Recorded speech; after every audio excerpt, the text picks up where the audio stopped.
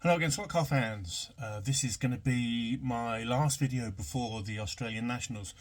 First of all, apologies. This video should have actually gone out a couple of weeks ago, but I've just been ridiculously busy with some stuff at home and other stuff as well. So I'm getting this together. I'm just throwing it together late. I'm going to do it in one take. I'm going to just rush through it. Basically, it's to talk about some of the options that you've got on the car, which is why this video would have been more useful a couple of weeks ago. But look, if there's some information here that you can use, then all well and good. I'm just going to run through a sample car that I've thrown together to show you, some of the things that you can do with the car in advance. I'm not going to show you a race-winning, type setup or anything like that. It's going to be very much a low-level example of what a car can look like and what you can do. So I'm going to rush through that now. I want to get this video up as soon as possible. So let's just look at an example car. Here we go. This is the Jaguar XJR 11, I think it is, or 10, no, XJR 10, I beg your pardon, from Slot.It, and this will be one of the eligible cars to run in the Group C class at the Nationals that you can see here. Standard body, standard chassis, you're not allowed to do any modifications to the body, other than to maybe just trim away if there is anything like, moulding flashes, so imperfections, just to bring it back into line sort of thing. Now, with the Jaguar, you have to run these wheel spats. It's the only model that you have to do that with, because the car is so much wider than the other Group C cars. It's got a natural advantage. So in order to bring it back to the field in terms of competitiveness, with this car and this car only, or any other colour variant, like the Castrol one, for instance, you have to run the wheel spats for this model, okay? But for other cars, even if they have the option of wheel spats, you don't have to run them for those cars. So examples of that would be the Jaguar XJR 9 and the Nissan, the Group C cars, those ones. Let's just take the body off, just have a quick look. There's nothing unusual in there. That is the bog standard interior. Don't change that. That has to run with the interior. This particular example, I'm missing a headlight. As you can see, I'm missing a headlight. It'd be nice if you could have everything together with your car when you run it.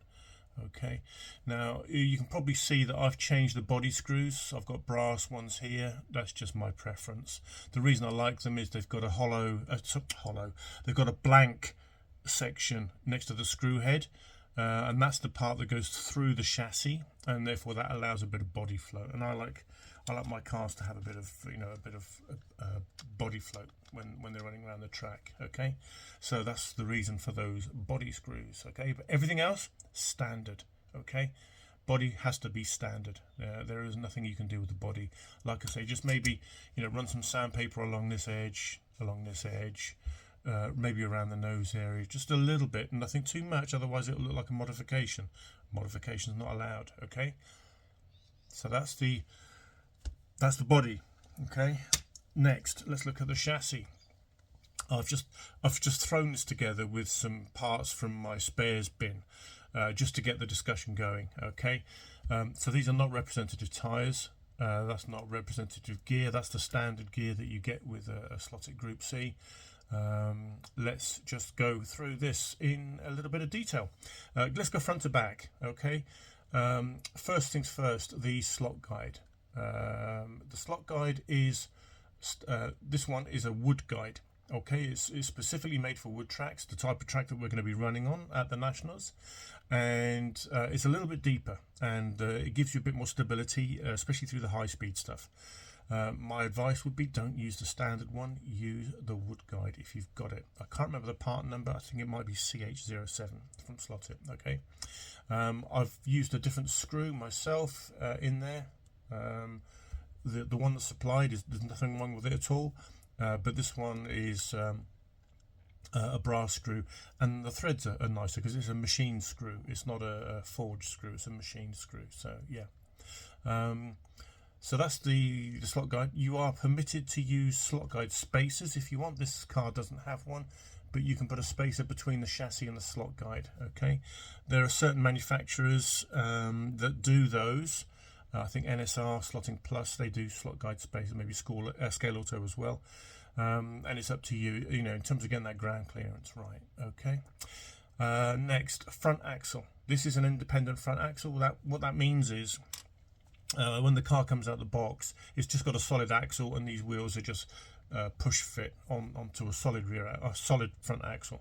And what it means is they rotate together at the same time. It's a locked assembly. All three components, the axle and the two wheels, they all rotate in unison because they're all fixed together. With an independent front end, that changes. What you do is you put a hollow front axle in, and it allows you to allow these put these wheels to rotate independently of each other. Okay, so if this one turns at a different speed or whatever. Now this is a solid front axle. I haven't put the independent front end on this one. This one is a solid front axle. As you can see, it rotates, you know, in unison, but you can put an independent front end in if you want to. Okay. Lead wires, these are just the standard lead wires that come with the car.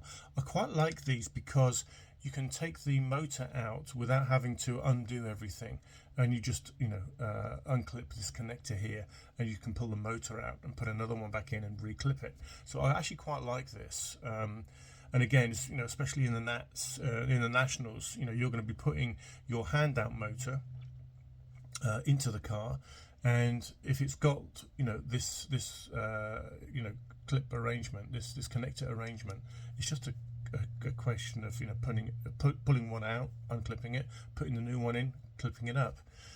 So I quite like it. I think it's quite neat, and a little bit of tape just to hold the wiring down in place so it doesn't interfere with the underside of the body or the underside of the interior. You know, a little bit of tape doesn't hurt. Okay. Moving back to the next thing, let's look at the pod. This is a standard pod. This is the 1/2 mil offset pod. I think the Group C's come with the 1/2 mil offset pod as standard, if I'm correct. I think that's what they do. But yeah, you can either run the 0 offset pod or the 1/2 mil offset pod. I can't see any reason why you wouldn't run the 1/2 mil offset pod. I can't see any reason why you would run anything else. It, you know, just lowers the center of gravity a little bit, gives you, you know, a bit lower ground clearance. Okay, the track is very smooth. Ground clearance is not an issue. Okay, it's very smooth, and the joins are, you know, are good as well. Okay, you can see possibly if I just maybe tilt it a little bit more and I get the reflection going, you can see that I've got 2 tungsten weights in this one at the front underneath the shaft there, motor shaft there, that one there, and similarly at the back, just straight after the motor bracket there, underneath, that is another tungsten weight there. Okay, they're about 2.5 grams each, I think, from memory. And you know, you'll use these you know, in a way that suits your driving style, in a way that you want to set up your car. I've just thrown 2 in here just to give you an example of what you can do. Okay, we'll come back to ballast again in a minute. The motor, you almost don't need to worry about, because you're going to get given a motor on the day. You know, I think it's 9 AM or thereabouts. You're going to get given your hand-out motor, and you're going to put it in your motor pod, you know, with your chosen pinion gear, and you know, you'll already have your crown gear installed. It won't be this one; it'll be a different one. But yeah, so you don't have to worry about the motor too much. Okay, you can see that I screwed mine in. It's up to you. People have different theories on car setup. I'm not going to try and make this a car setup, you know, exercise. This is just about showing you what's legal and what's not. Okay. Moving back again, the pinion will be a pinion of your choice with from the Slot.It range. Okay, so there's all sorts. I think it goes from 11 down to about 7. I think there's a choice of about 4 or 5 pinions that you can use from Slot.It. Okay.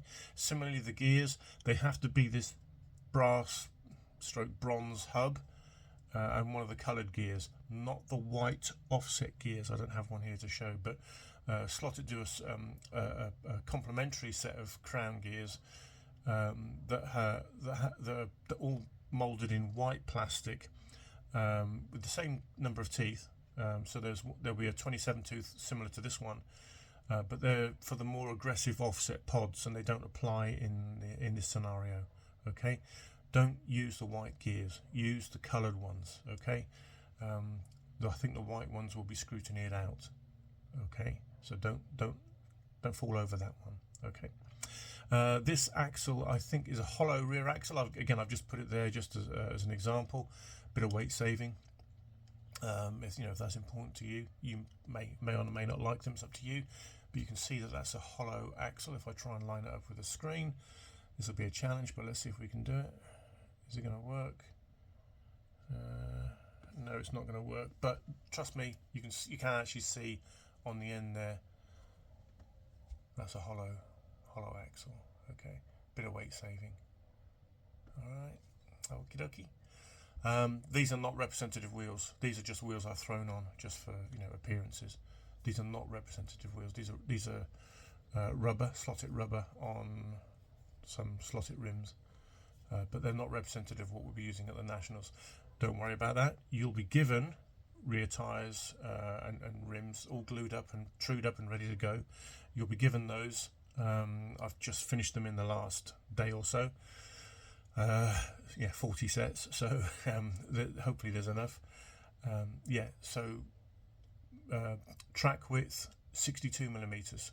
Okay, so from there to there, 62 millimeters, and the same on the front, 62 millimeters max.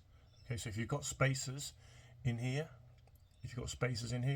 all well and good, that's fine, but it has to be 62 mil. Okay. Again, let's look at the pod itself.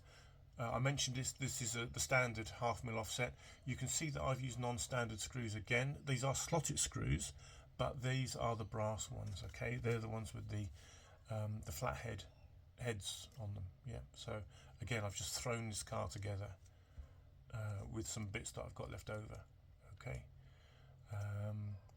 And then you can obviously adjust for as much or as little float as you want. You can lock the pod in if you want to, just tighten them up, or you can allow the pod to move around. It's up to you how you set that up.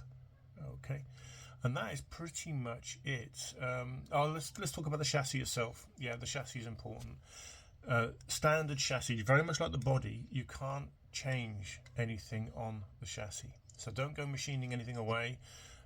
Don't go, adding new bits to it. Don't go drilling holes and what have you. It needs to be a standard chassis. Okay. This one I've even got these blanks left in. These blanks come out, but I've left those in. These blanks here, this one and this one for when you want to use an angle winder setup. These or sidewinder setup.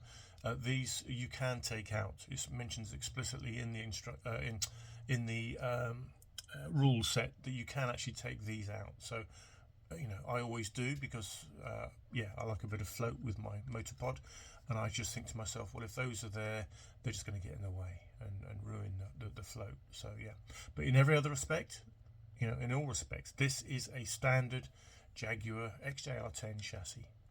Okay, no modifications. All right. And lastly, the last thing I want to mention is ballast. I mentioned the tungsten weights that you've got here and here, and you need to be aware that you can put additional weight if you want to around the chassis, to tune your handling. Okay. Now, the Jaguar's got these lovely great big side pans here on this side and on the lower side as well, and they're great for putting bits of weight on. Okay, the track is a very high speed track, and high speed stability is going to be all important. So you might want to put some weight, here and here, just for that sort of high speed stability that I'm talking about.